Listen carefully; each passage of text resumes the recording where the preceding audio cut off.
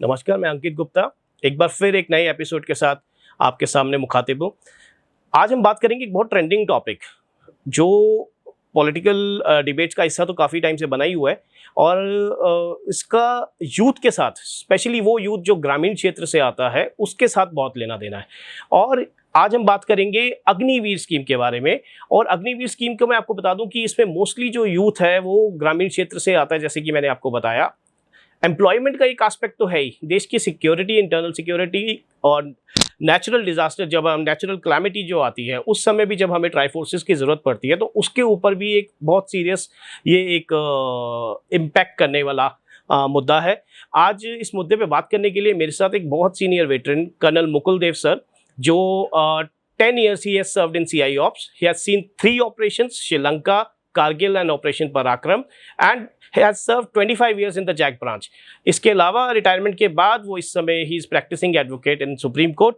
सो आज हम अग्निवीर स्कीम के बारे में बात करेंगे कर्नल मुकुल देव सर से। Thank you colonel Mukul sir for your time. आज हम सर एक बहुत ट्रेंडिंग टॉपिक पे बात करने वाले हैं, जो हम पिछले कुछ एक महीनों कह लीजिए या आप कह लीजिए कि लोकसभा इलेक्शन से पहले से ही हम इस मुद्दे पे हम काफ़ी डिस्कशन देखते आए हैं, टीवी पे भी, सोशल मीडिया पे भी। सर हम बात करने जा रहे हैं अग्निवीर की। और मेरे जैसे एक सिविलियन जिसको बहुत ज़्यादा नहीं पता फोर्सेस के बारे में, रिक्रूटमेंट के बारे में, और बहुत सारे व्यूअर्स ऐसे हैं जिनको इस मुद्दे पे बिल्कुल कोई जिसका इल्म नहीं है, तो हम आपसे जानना चाहेंगे कि ये अग्निवीर स्कीम क्या है। और इसी के साथ मेरा एक फॉलोअप क्वेश्चन ये भी है कि अर्स्टवाइल स्कीम जो इससे पहले भर्ती की स्कीम थी वो क्या है सर? देखिए अंकित जी, पहले मैं आपको ये बता दूं कि पहले स्कीम क्या थी। इनिशियली एक हाई स्कूल पास लड़के को हम लेते थे, 16 से 18 साल की उम्र में उसको ट्रेन करते थे। ट्रेनिंग होती थी 1 साल प्लस की सेंटर्स में, रेस्पेक्टिव ट्रेनिंग सेंटर्स में। इन्फेंट्री के सेंटर्स अलग अलग थे, आर्टिलरी का 2 सेंटर्स थे, नासिक में और हैदराबाद में, आर्मर्ड का अहमदनगर में था। हम उनको ट्रेन करते थे। 1 से 1.5 साल लोग वो सेंटर में रहते थे, उसके बाद में वो यूनिट में आते थे और फर्दर उनकी ट्रेनिंग चलती रहती थी यूनिट में भी। ये अर्स्टवाइल स्कीम थी। इस केस में हम 15 ईयर्स प्लस 2 यानी कि 15 साल की मिनिमम नौकरी थी उनकी पेंशनेबल, और 2 साल की एक्सटेंडेबल थी अगर उनका प्रमोशन नहीं होता था तो। 17 साल तक वो नौकरी करते थे, उसके बाद में वो पेंशन चले जाया करते थे, and they used to become ex serviceman. उस स्कीम में उनको पेंशन मिलती थी, उनको सारे दूसरे बेनिफिट्स भी मिला करते थे। अब जो स्कीम जिसके बारे में आप मुझसे पूछ रहे हैं, अग्निवीर स्कीम के बारे में, अग्निवीर स्कीम एकदम से कोविड के बाद आई, जब ऑलरेडी आर्मी में शॉर्टेज थी, अच्छी खासी मैन पावर शॉर्टेज थी। हमने उस समय कहा कि हम 40,000 अग्निवीर पहले साल लेंगे, 40,000 दूसरे साल लेंगे, फिर 45,000 लेंगे, ऐसे करके हमने बोला। जबकि हमारा इनटेक होना चाहिए था 60 से 65,000, और जो स्पीड अप होना चाहिए था, बिकॉज कोविड के टाइम में वैसे भी रुका हुआ था 2.5 साल तक, वो भी नहीं हुआ और हमने अग्निवीर लेने शुरू कर दिए। और अग्निवीर की जो स्कीम आई वो शुरू से ही कंट्रोवर्सी में पड़ गई। इन्होंने ये कहा कि 4 साल के लिए हम लेंगे, 4 साल के बाद में 25% लोग रिटेन किए जाएंगे और 75% लोग बाहर चले जाएंगे। हमने उनके ट्रेनिंग के मापदंडों में भी थोड़ा सा टिंकरिंग की, यानी कि हमने कहा इनकी 6 महीने की ट्रेनिंग होगी और 6 महीने की ट्रेनिंग के बाद में वो यूनिट में भेजे जाएंगे और वहाँ वो बाकी नौकरी करेंगे 4 साल, और 4 साल के 3.5 साल बच्चे होंगे, 4 साल पूरे होते ही या तो वो अंदर एब्जॉर्ब हो जाएंगे या वो बाहर चले जाएंगे। Sir, I'm stopping you in between. Their training part is also truncated? Yes, that is truncated. However, मैं ये कहूँगा कि ट्रेनिंग पार्ट में कोई दिक्कत नहीं है, बिकॉज पहले ट्रेनिंग में जो पोर्शन था वो काफ़ी सारा फ्लैब्स भी थे, एक्स्ट्रा डेज भी थे, उनको इन्होंने कंप्रेस करके ट्रेनिंग कॉस्ट घटाई है इस तरह से, और 6 महीने में ले आए, उसमें कोई दिक्कत नहीं है। ट्रेनिंग में मैं मानता हूँ कि कोई दिक्कत नहीं है, ट्रेनिंग उतनी ही हो रही है। ये है कि पहले on the job training unit में आके ज़्यादा होती थी, वो अब भी हो जाएगी, कोई बात नहीं है। लेकिन 4 साल एक ऐसा पीरियड है कि जब आदमी के पैर भी नहीं लग पाते यूनिट में आके, वो कुछ नहीं सीख पाता, और उससे पहली बात उसके गले पे तलवार लटक रही है, पता नहीं मैं रहूँगा या नहीं रहूँगा। दूसरी बात, अगर वो रहेगा भी तो 4 साल में वो क्या सीख पाएगा। मैं आपको अपनी बात बताता हूं, मैं एक शॉर्ट सर्विस ऑफिसर था। पहले 5 साल में तो मुझे ये भी नहीं समझ में आता था आर्टिलरी में कि गन कैसे ठीक से फायर करती है या गोला कहां पड़ता है। हमने इतने कोर्सेज कर लिए थे, उसके बावजूद भी हम इतनी अच्छी तरह से उसको नहीं सीख पाए थे, जो कि 8-9 साल में जाके हम पूरी तरह से परिपक्व हो गए और उसके बाद हम काम करने लगे। 4 साल में मैं नहीं समझता कि 4 साल में ये आदमी कुछ सीख पाएगा, और 4 साल में भी वो ये सोचता रहेगा मैं रहूँगा या नहीं रहूँगा। मैं मानता हूँ पांचों उंगलियां बराबर नहीं होती हैं। पहले भी इस तरह के जवान आते थे कि 100 जवान आते थे तो उसमें से 50 से 60 ऐसे होते थे जो स्टार परफॉर्मर्स होते थे हमारे, और कुछ जवान ऐसे होते थे जो मीडियोकर होते थे, और कुछ बिल्कुल खराब होते थे, लेकिन हमें उनको भी अपने शोल्डर्स पे कैरी करना पड़ता था। Actually they were a extra load on us, they were not up to the mark what was required by us. लेकिन अब तो बहुत ही बुरी हालत हो गई अग्निवीर आने से। So, sir, what exactly the controversy is and how it is impacting the fiber and morale of the forces? Yes, मेरा ऐसा मानना है कि अग्निवीर से ओवरऑल जो सेंटीमेंट है, खास तौर पे कंट्री के यूथ का, वो बहुत ख़राब है। हमने अभी इलेक्शंस के दौरान भी देख लिया क्या हुआ है। और अग्निवीर जिस स्टेट से, या जो हमारे जवान फौज के मेनली जिस स्टेट से आते थे, उन्हीं स्टेट्स में इस बार आपने देखा है क्या हालत हुई है रूलिंग पार्टी की। Correct sir, UP, Rajasthan, Haryana, अपना बिहार, पंजाब, इनमें सबसे बुरी हालत हुई है। पहले जवान अपना यूथ कंट्री का, या नया लड़का जो कॉलेज से निकलता था या स्कूल से निकलता था, वो सोचता था मैं फौज की तैयारी करूंगा। मैंने खुद देखा है गांव में लोग तैयारी करते थे, लोग सुबह शाम अपनी जो है एक्सरसाइज करते थे, अपनी फिजिकली फिट रहते थे। अब वो बात खत्म हो गई, लोग CAPF की तरफ जाने लग गए, सेंट्रल आर्म पुलिस फोर्सेस के बारे में सोच रहे हैं। वहाँ पे नौकरी भी ज़्यादा दिन तक करनी है, वहाँ पे सारे बेनिफिट्स भी बाकी हैं। मैं मानता हूँ वहाँ पे न्यू पेंशन स्कीम लागू हो गई 2002 में या कभी, और जो कि हमारे यहाँ लागू नहीं है, लेकिन नौकरी तो वहाँ पूरी पक्की है, कम से कम वो एंड तक नौकरी तो करेगा। यहाँ तो 4 साल का पता ही नहीं कि 4 साल के बाद में होगा क्या। सो सर, इसमें जो एक चीज़ निकल के आ रही है कि we have seen lot of pushback from the veterans community, but at the same time we are seeing the support from the service brass also to this game. How do you see this? देखिए, जहाँ तक veterans के pushback का सवाल है, उसका तो reason है कि वेटरन्स ने, मेरे जैसे वेटरन्स ने देखा है कि यूनिट में कैसे काम होता है, कैसे ट्रेनिंग कराई जाती है जवान की, जवान हमारे लिए कितना इंपॉर्टेंट होता है किसी भी ऑपरेशन में, किसी भी लड़ाई में। और अगर वो फुल्ली ट्रेन नहीं है तो there is definitely going to be a problem. अगर अग्निवीर आपको इम्प्लीमेंट करना भी था या इंट्रोड्यूस करना भी था, तो पहले आप एक पायलट प्रोजेक्ट चलाते, कहीं CAPF से चलाते या कहीं और से करके पहले देख लेते, उसके बाद में आपको इसको इंडियन आर्मी के ऊपर या इंडियन एयरफोर्स या नेवी के ऊपर लाना चाहिए था। वेटरन्स का पुशबैक बिल्कुल ठीक है, लेकिन जो सर्विंग लोग हैं उनकी मजबूरी है कि वो इस बात को यस बोल रहे हैं, बिकॉज इस समय जो एक हमारा एक बेसिक फाइबर था कि आर्मी और आर्म फोर्सेस आर अपॉलिटिकल, वो तो ख़त्म हो चुका 2016 के बाद में। आजकल हर एक को अपने पोस्ट रिटायरमेंट के बारे में सोचना है, हर एक को ये सोचना है कैसे मैं गवर्नमेंट को प्लीज़ करूं, खासतौर पे हमारे जो सीनियर वेटरन्स हैं या सीनियर सर्विंग ऑफिसर्स हैं, आई वुड से, उस लिहाज से अगर सोचा जाए तो देयर इज़ ए प्रॉब्लम। ये जो सीनियर लॉट हमारा है, ये ठीक से गवर्नमेंट को फीड नहीं कर रहा है। आपने अभी रिसेंटली देखा होगा, पहले जनरल नरवणे ने कहा कि मैं बुक लिख रहा हूं जिसके ऊपर मैंने अग्निवीर के बारे में लिखा है कि कैसे हमारे ऊपर थोप दी गई थी। वो बुक होल्ड पे चली गई। वो बुक होल्ड पे चली गई। हम सब समझते हैं कि वो होल्ड पे क्यों चली गई। उस समय इलेक्शन का टाइम था, वो होल्ड पे चली गई, और वो पता नहीं बुक कभी आएगी नहीं आएगी। मैं नहीं समझता कि वो बुक कभी आएगी। बट अग्निवीर किसी भी हालत में ना कभी ठीक था जो प्रेजेंट फॉर्म में है। अगर इस स्कीम को ठीक से लाया जाता तो it would have been a beautiful scheme, I would say. Mukul sir, इसमें मतलब अगर हम स्टेप बाय स्टेप चलें दोनों स्कीम्स में, अर्सवाइल स्कीम में और अभी अग्निवीर स्कीम में, तो मेजर जो आप डिस्क्रिपेंसीज देखते हैं, मेजर आपके जो इश्यूज हैं जिससे आप मतलब जिससे कहते हैं कि आपको वो ठीक नहीं लगते, वो मेजर अगर आप पॉइंट आउट करें 4-5 इश्यूज, वो क्या है? यस, देखिए, जो पहली स्कीम के बारे में बता चुका हूँ कि उसको पूरी तनख्वाह मिलती थी, पेंशन मिलती थी, जॉब की सिक्योरिटी थी, और उसको ये था कि अगर मुझे कुछ हो भी गया तो मेरी विधवा को भी पेंशन मिलेगी। उसको हमारे फौज में कहा जाता है नाम, नमक और निशान। यूनिट की इज्जत, यूनिट का नाम, यूनिट के नमक के लिए वो लड़ता था, जीता था और मरता था। 4 साल के अग्निवीर से आप क्या एक्सपेक्ट करते हैं, जिसको यही पता नहीं है कि मैं 4 साल के बाद रहूंगा या नहीं रहूंगा। एक कट थ्रोटिज्म वाली स्थिति आ जाएगी। आप कहते हैं हम 100 में से 25 जवानों को रखेंगे, यानी कि 25% को रखेंगे। वो 25% का सिलेक्शन आप कैसे करेंगे? अगर ये सब मान लीजिए कि मैं एक अग्निवीर हूं, तो मैं सोचता रहूंगा मैं काम कैसे करूंगा कि मेरा सिलेक्शन होगा या नहीं होगा, मैं 25% में आ पाऊंगा, I will be able to make a cut और नॉट। अब अगर मुझे 4 साल बाद बाहर निकाल दिया जाता है, तो 4 साल की ट्रेनिंग में आपने मुझे वेपन ट्रेनिंग भी दे दी है, आपने मुझे बहुत कुछ सिखा दिया है। बाहर कंट्री में अनएम्प्लॉयमेंट की स्थिति क्या है ये आपसे छुपा नहीं है। बाहर जाके क्या करेगा ऐसा अग्निवीर? वो हथियार उठाएगा अपने खिलाफ। Are we trying to create a militia here in the country? Private armies will be created, that would not be correct for the country. और फिर जो डेफिशिएंसी बनी हुई है फौज की, वो तो बनी रहेगी। अगर आप ये कहें कि हम इस 25% को थोड़ा सा बढ़ा देते हैं, 60% 70% पर ले आते हैं, इस 4 साल को हम, इस पीरियड को हम 6 साल कर देते हैं और इनका जो पे पैकेज है उसको हम इम्प्रूव कर देते हैं, मेरा ऐसा मानना है ये स्कीम एक गेम चेंजर होगी।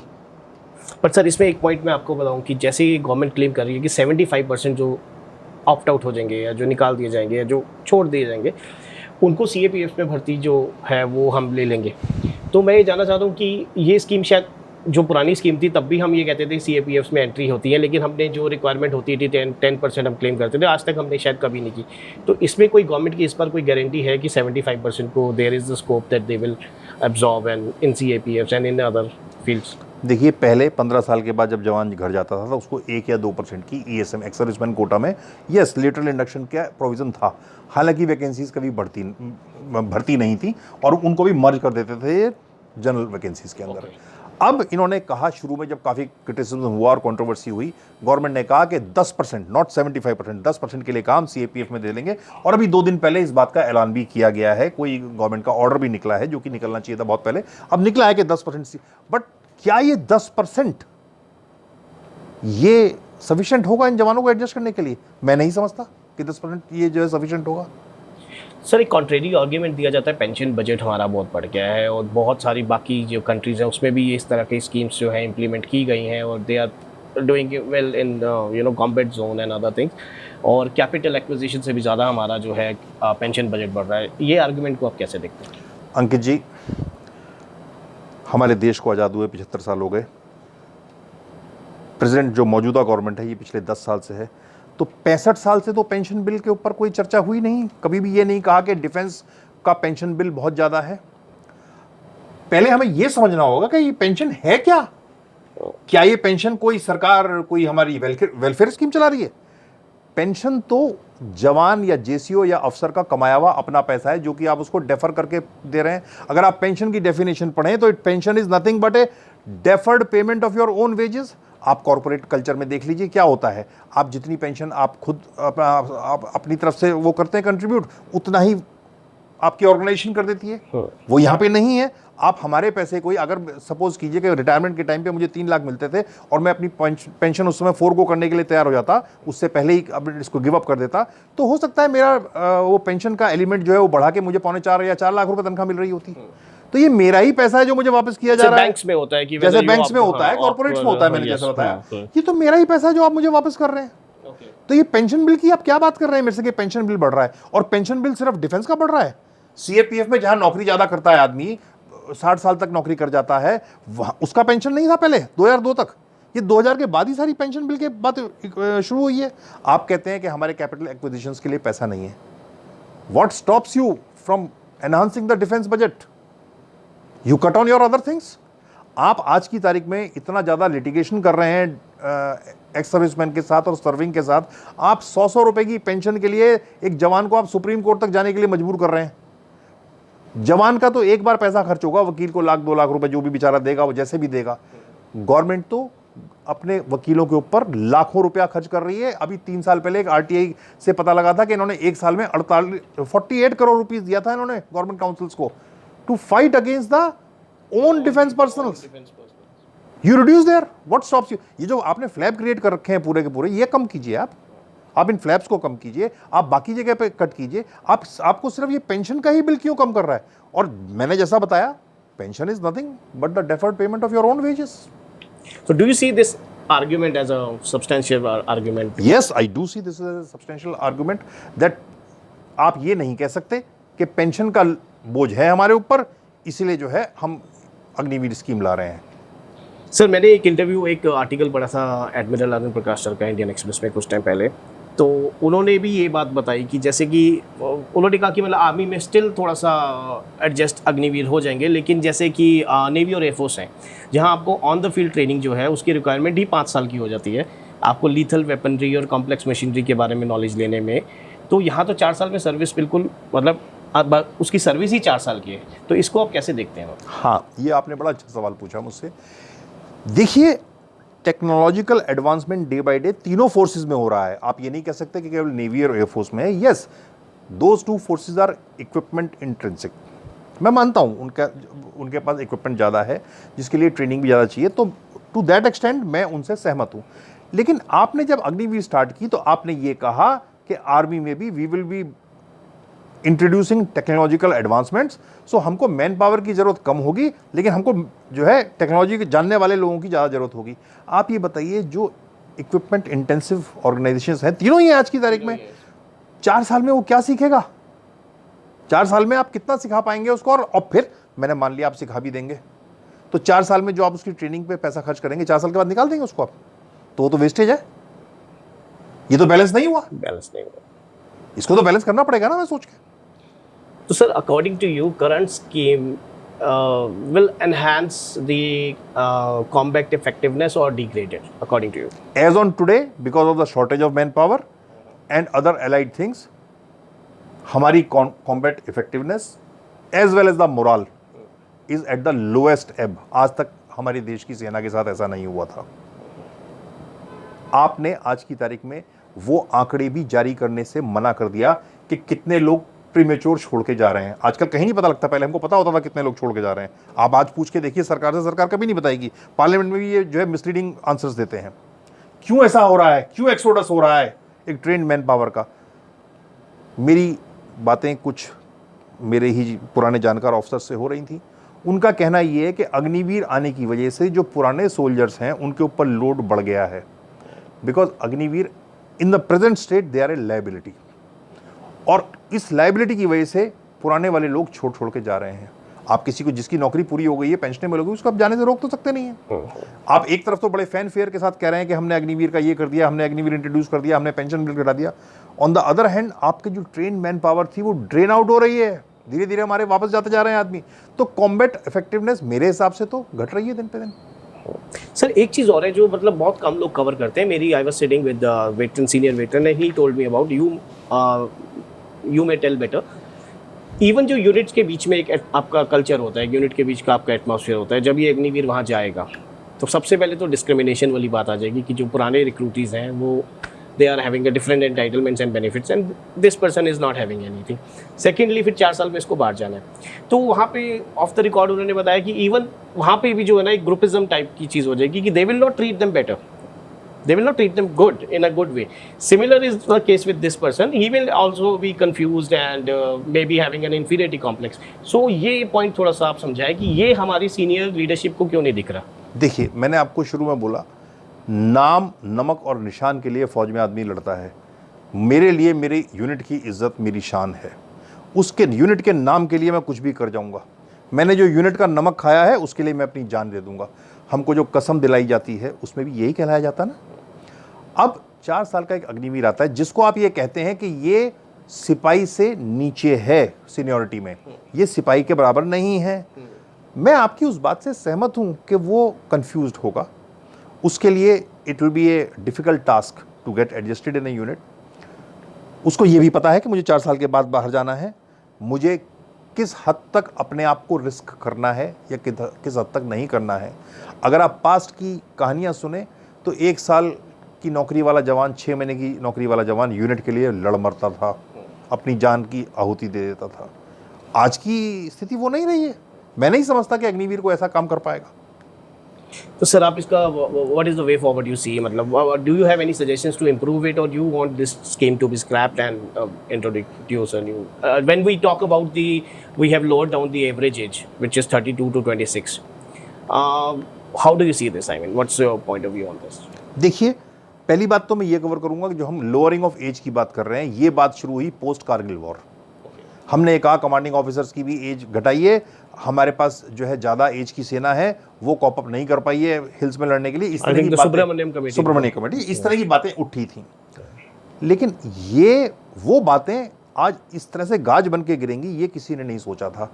आप ये तो कह रहे हैं कि हमें हमारा प्रोफाइल यूथफुल होना चाहिए, हमारे पास ज़्यादा कम उम्र के बच्चे होने चाहिए, जवान होने चाहिए, लेकिन उनको ट्रेन कौन करेगा? एक मैच्योरिटी लेवल जो आना चाहिए वो कैसे आएगा? और फिर बात वहीं पे आती है 4 साल की। This scheme would have proved to be very very beneficial अगर हमने इसको शुरू से लॉन्च करने से पहले बाकी सारे स्टेक होल्डर्स के व्यूज़ ले लिए होते।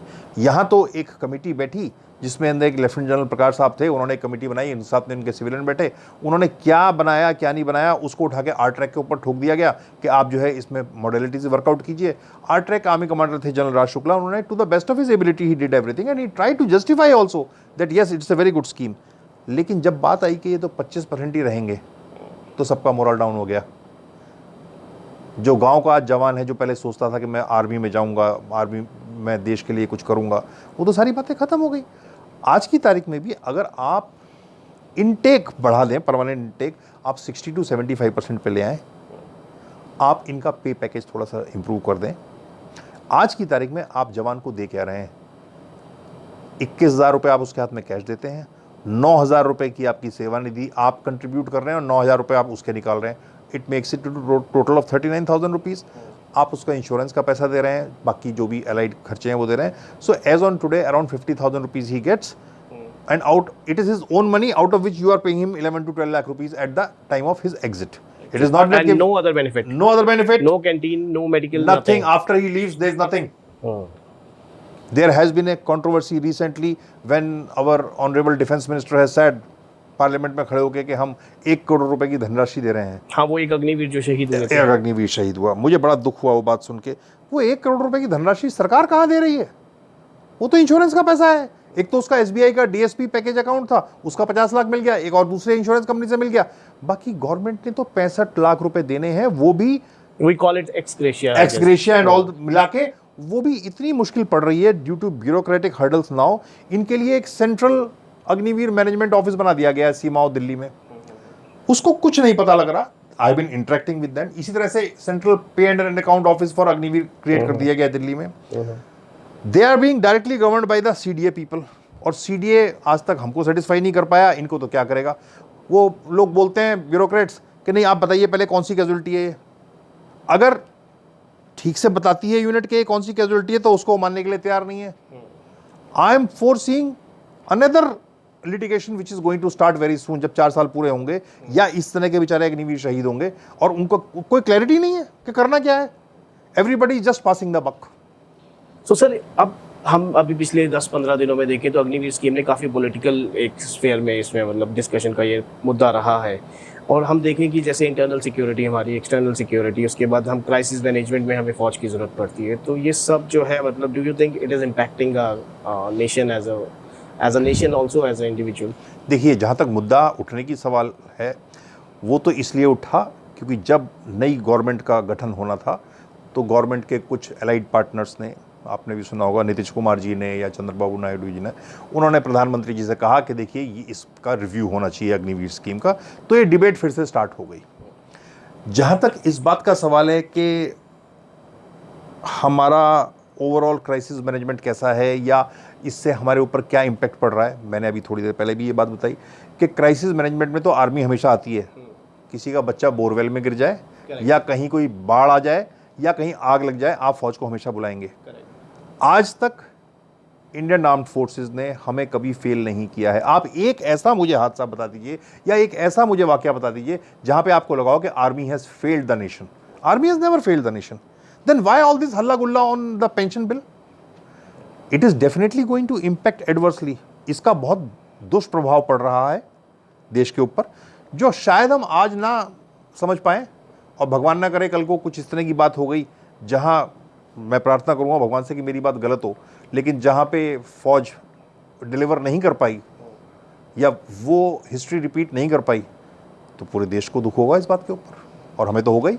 सर, जैसे अभी आप सर्विस से you are now retired, so are you in touch with some serving CEOs और ऑफिसर्स जिनके साथ अग्निवीर काम कर रहे हैं और उनका एक्सपीरियंस कैसा है? Do you want to share something? देखिए, I have been vocal on social media also about it, and yes, I am in touch with, I would say, thousands of people who were serving with me. There are people who have not served with me, who have got now commissioned / enrolled, and they are also even in touch with me.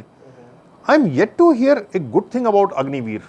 कोई आदमी मेरे को अगर बोले कि Agniveer scheme ठीक है या ओवरऑल फौज में जो कुछ आज की तारीख में हो रहा है, आप इक्विपमेंट तो आप कह रहे हैं कैपिटल एक्विजिशन ला रहे हैं कि से हम जो है एक्वायर कर रहे हैं, हम नया वेपनरी ला रहे हैं, उसको चलाएगा कौन?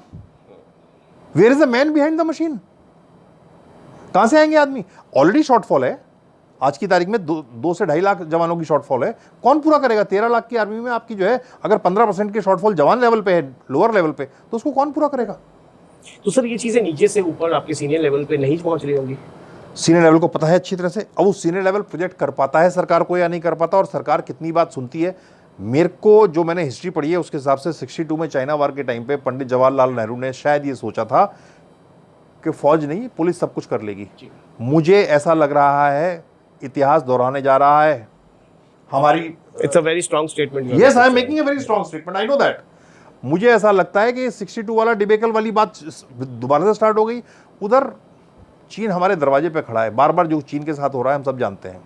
हम कितना भी डिनाइल मोड पे रहें कि कुछ नहीं हुआ, ना कोई आया ना कोई गया, 1 इंच ज़मीन नहीं गई। मुझे पता है ज़मीन के ऊपर क्या हुआ है, वहाँ पे क्या हालात हैं।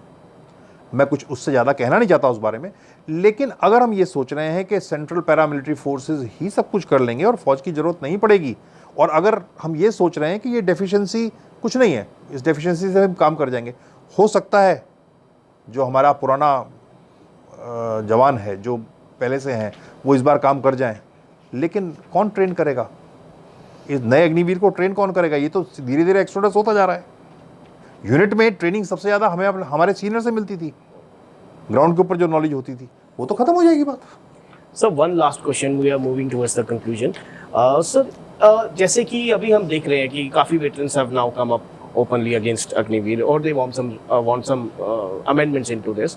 How do you see, what is the way forward you see? Do you think the government is flexible on this and may consider some of the opinions you guys are giving, or do you think there is some other way out, or how do you see this? How do you see any scope of improvement in this scheme? देखिए, मुझे ऐसा लगता है कि there has been a stubbornness on the part of government, जिद्दीपना है। अगर इतनी आवाज़ें उठ रही हैं, जो कि मैं मीडिया से पढ़ता हूँ, अखबार में पढ़ता हूँ, सोशल मीडिया पर पढ़ता हूँ, वेटरन्स भी कह रहे हैं, बाकी लोग भी कह रहे हैं, सरकार को इस बारे में विचार करना चाहिए और आगे सोचना चाहिए। हम सुनते हैं कि सरकार विचार कर रही है कि इनटेक हम बढ़ा देंगे, परमानेंट 25% से ज़्यादा कर देंगे, 50 कर देंगे, 60 कर देंगे। मेरा ऐसा मानना है कि अगर इनटेक बढ़ा दिया जाए, 60 से 70%, 75% तक ले आएँ, इनका आप जो पैकेज है उसको और थोड़ा सा अट्रैक्टिव बना दें। ड्यूरेशन ऑफ सर्विस, अगर आप उनको वो एब्जॉर्व कर लेंगे 60 से 75% को, तो ड्यूरेशन ऑफ सर्विस तो पहले की तरह बढ़ ही जाएगी। मैं मानता हूँ 5 उंगलियां बराबर नहीं है, सारे जवान एक जैसे नहीं होते। हमें कुछ लोगों को वीड आउट करना जरूरी है, पहले भी था लेकिन हम कर नहीं सकते थे बिकॉज वो तो 15 साल के लिए आ गया था। उस हिसाब से अग्निवीर स्कीम बहुत अच्छी है कि जो नॉन परफॉर्मर्स हैं, जो काम नहीं करते हैं, वो 4 साल के बाद या 5 साल के बाद या 6 साल के बाद में उनको आप बाहर जाने का रास्ता दिखा सकते हैं, और जो हमारे स्टार परफॉर्मर्स हैं या मीडियोकर्स भी हैं वो काम कर सकते हैं। लेकिन जो प्रेजेंट स्कीम है अग्निवीर की, उस हिसाब से तो मुझे नहीं लगता कि ये स्कीम कामयाब है। सर एक जो एक्सक्यूज़ कह लीजिए या एक रीजनिंग ये अभी भी देते हैं कि एप्लीकेंट्स बहुत हैं जी अभी भी अग्निवीर स्कीम में, तो वो आप कैसे देखेंगे? They just try to justify this thing कि अभी भी आप कह रहे हैं कि इसमें 1 लाख कमी है, लेकिन अग्निवीर की एप्लीकेंट्स देखिए आप कितने आए। How do you see that? देश में एम्प्लॉयमेंट की क्या स्थिति है ये किसी से छुपा नहीं है। जो 1 करोड़ या 2 करोड़ जॉब्स पर ईयर की बात करते थे हम 2014 में, वो कितनी फुलफिल हुई है अंकित जी, वो आप भी जानते हैं और मैं भी जानता हूँ। मेरा ऐसा मानना नहीं है कि नंबर ऑफ एप्लीकेंट्स बहुत ज़्यादा हैं। इनफैक्ट अग्निवीर से लोग धीरे धीरे डिसोसिएट करते जा रहे हैं। जो पहले शुरू में हालत थी, बिकॉज एम्प्लॉयमेंट की स्थिति इतनी ख़राब थी और लोगों को अग्निवीर के बारे में ज़्यादा पता भी नहीं था, तो शुरू में जो एक यूफोरिया था, लोग काफ़ी आए थे, अब वो स्थिति नहीं रही है, अब वो स्थिति नहीं है। आई होप सर कि इम्प्रूवमेंट का स्कोप हो और आप veteran community has a role to play in this. And जैसे कि अभी 2024 लोकसभा इलेक्शन में हमने देखे कि हरियाणा, राजस्थान वो उस हिसाब से परफॉर्म नहीं कर पाए जो इनकी एक्सपेक्टेशन थी। इवन पंजाब में अपनी ट्रेडिशनल 2 सीटें इन्होंने खो दी, and then UP also. So I hope कि veteran community, I request you and other veterans also that veterans community is a role to play, and senior leadership of the Tri-Forces must get into this. Thank you so much, Mukul sir. Thank you so much for your time. Thank you so much. Thanks a lot for calling me.